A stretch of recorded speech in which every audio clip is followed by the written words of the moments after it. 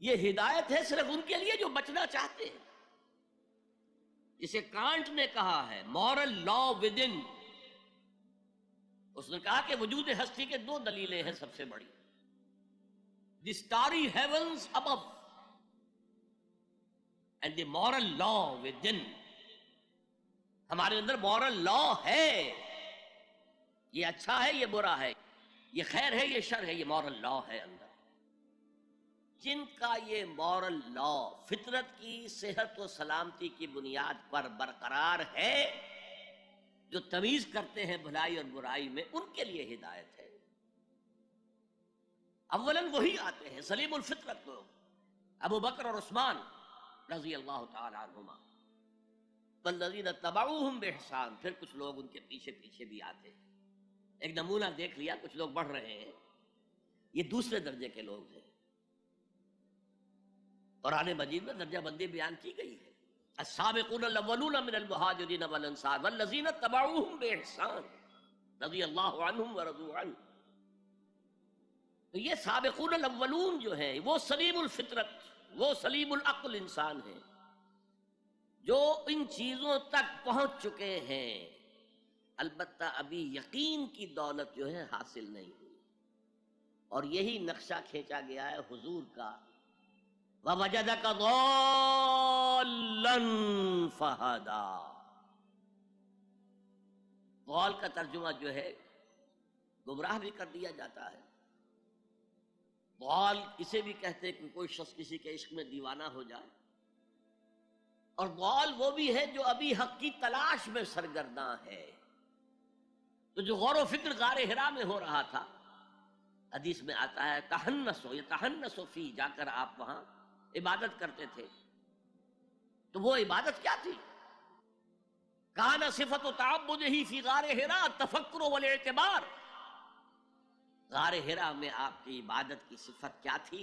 غور و فکر کہ کائنات کیا ہے. وہی جس سے فلسفی، جن کوسچن سے فلسفی ڈریپل کر رہا ہوتا ہے، دو دو ہاتھ کر رہا ہوتا ہے، وہی حضور اس سارے فکر کے مراحل سے گزرے ہیں اور قریب پہنچ گئے ہیں. تو دروازے پر دستک دی ہے، دروازہ کھلا ہے.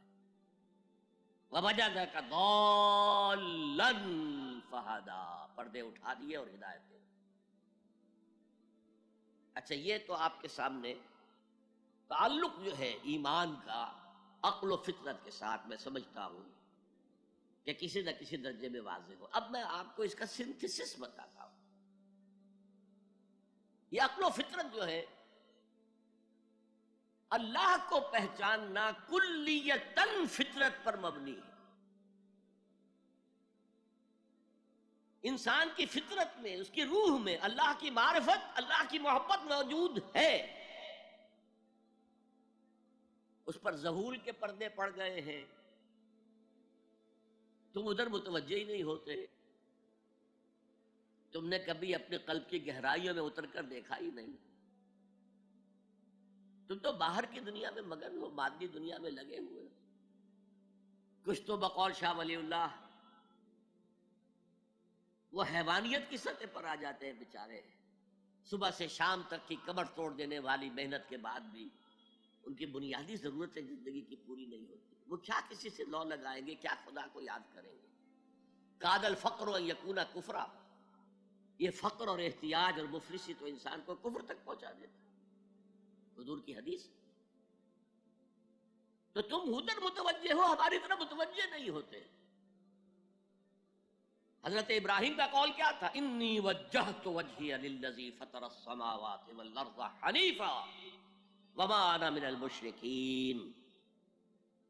اور یہ نماز کا افتتاح بھی ہے.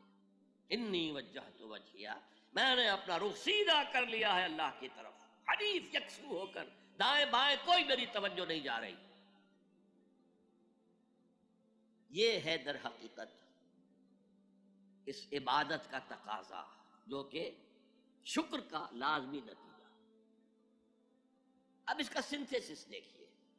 میں نے کہا کہ سب سے پہلے ایمان باللہ وہ کلیتاً فطرت پر ہے.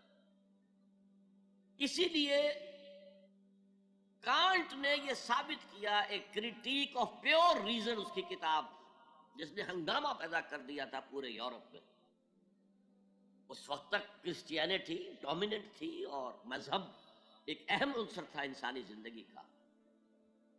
اس نے کہا اللہ کے وجود کے لیے جتنے منطقی دلیلیں دی گئی ہیں سب غلط ہیں، میں سب کو کاٹ کر دکھاتا ہوں. جیسے ہم کہتے ہیں لوہے کو لوہا کاٹتا ہے، منطق نے منطق کو کاٹ دیا. There is no logical reason to prove the existence of God. A critique of pure reason، میں نے کہا تھا پیور ریزن، عقل خالص جو فطرت سے رہنمائی نہیں لے رہی. وہ فلسفہ جو ہے اس کی منزل کیا ہے؟ ایگنوسٹسزم یا اسکیپٹسزم، لاادریت یا ارتیابیت. پھر اس نے ایک کتاب لکھی بعد میں، کریٹیک آف پریکٹیکل ریزن. اس نے کہا کہ عملی طور پر انسان اخلاق حسنہ اختیار کر ہی نہیں سکتا جب تک کہ خدا کو نہ مانے. یہ نیسیسٹی ہے انسان کو کہ مانے. علامہ اقبال نے اس کو تسلیم کیا ہے، کانٹ کے اس دعوے کو. ان کی کتاب ہے reconstruction of religious thought in Islam, کہ کوئی منطقی دلیل خدا کے وجود کو ثابت نہیں کر سکتی. متکلمین نے کوششیں کی ہیں لیکن دلیل کو کاٹ دیتی ہے، منطق کا توڑ کر دیتی ہے. وہ صرف قرآن نے لفظ آیت استعمال کیا جو میں نے بیان کیا تھا. اس کائنات میں ہر شے اللہ کی نشانی ہے. جیسے آپ کو اپنے کسی دوست کی دی ہوئی کوئی شے دیکھتے ہی دوست یاد آ جاتا ہے، ایسے ہی آفاق و انفس میں اللہ کی نشانیاں ہیں. تمہارے اندر بھی اللہ کی نشانیاں ہیں. ذرا توجہ تو کرو، آفاق کو دیکھو، کھول آنکھ، فلک دیکھ، زمین دیکھ، فضا دیکھ. افلا ينظرون الى الابل كيف خلقت والى السماء كيف رفعت والى الجبال كيف نصبت والى الارض كيف سطحت فذكر انما انت مذکر. کیا یہ دیکھتے نہیں، غور نہیں کرتے اونٹ کو کیسے پیدا کیا گیا، کتنا اپنے ماحول کے ساتھ مناسبت رکھتا ہے.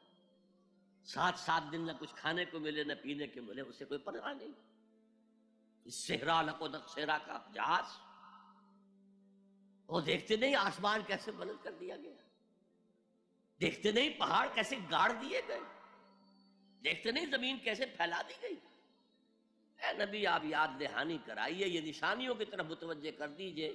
آپ سوائے یاد دہانی کرانے والے کے اور کچھ نہیں ہے. آپ کے ہاتھ میں اختیار نہیں ہے کہ آپ اللہ کو منوا لیں. یہ تو تمہارے اندر سے فطرت سے ابھر کر گواہی آئے گی. اب دیکھیے اس کے لیے آیت، جسے میں یہ قرآن مجید کی طویل آیات میں سے، جیسے آیت البر ہم نے پڑھی تھی، ان فی خلق السماوات والارض واختلاف اللیل والنہار والفلک التي تجری فی البحر بما ينفع الناس وما انزل اللہ من السماء من ماء فاحیا به الارض من بعد موتها وبث فیها من کل دابۃ وتصریف الریاح والسحاب المسخر بین السماء والارض لآیات لقوم یعقلون.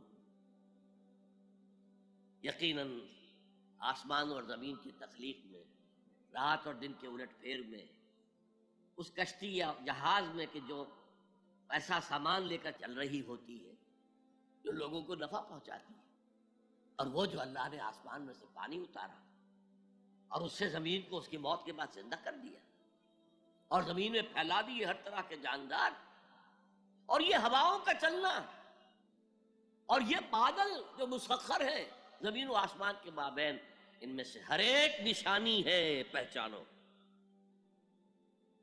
کیا مطلب؟ تم نے کسی مصور کی تصویر دیکھی، تعریف تصویر کی کرتے ہو یا مصور کی کرتے ہو؟